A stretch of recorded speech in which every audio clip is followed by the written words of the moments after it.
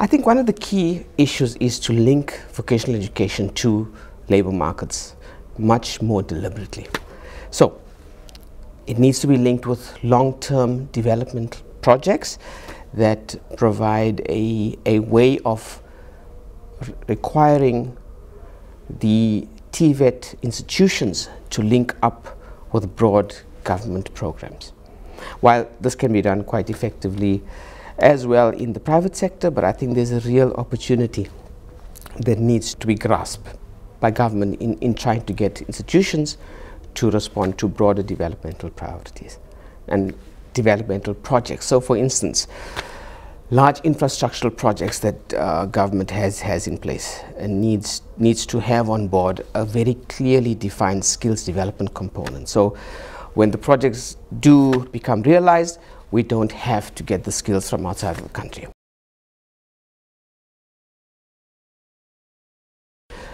And South Africa, I think we've done a great job at trying to get the private sector involved in various structures at national and institutional level.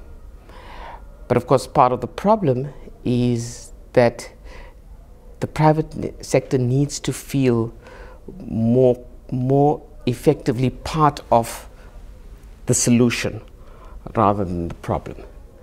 And they need to begin to start seeing themselves as part of, with government, responding to the key issues of unemployment, of inequality, and other social development challenges. So the kinds of decisions that are made in the boardroom need to be responsible ones. Now, let me explain. We cannot have a situation, just in terms of the developmental path of South Africa and in terms of its large unemployment, to have massive capital-intensive infrastructure that is not dependent on employment creation and employment generation. So those decisions in the boardroom need to be very responsible and responsive to the social development prerogatives.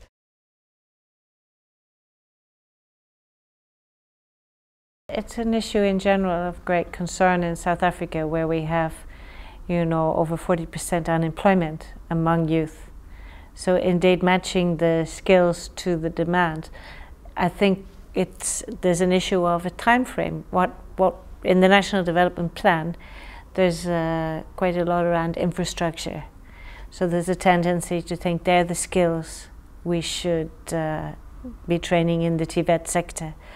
There are other people who have done research and are thinking in a longer term trajectory perhaps, but looking at, no, maybe it's ICT, maybe. So there's a need not just to look within the South African context, but to look within the global economy, South Africa as a BRICS country, for example, and what are the trades and industry opportunities.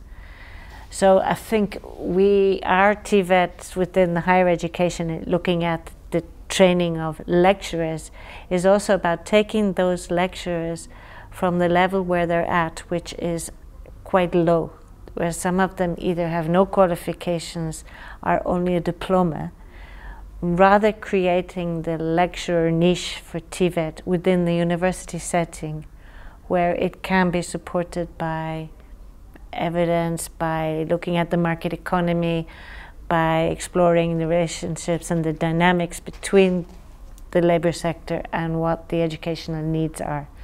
We're not quite there.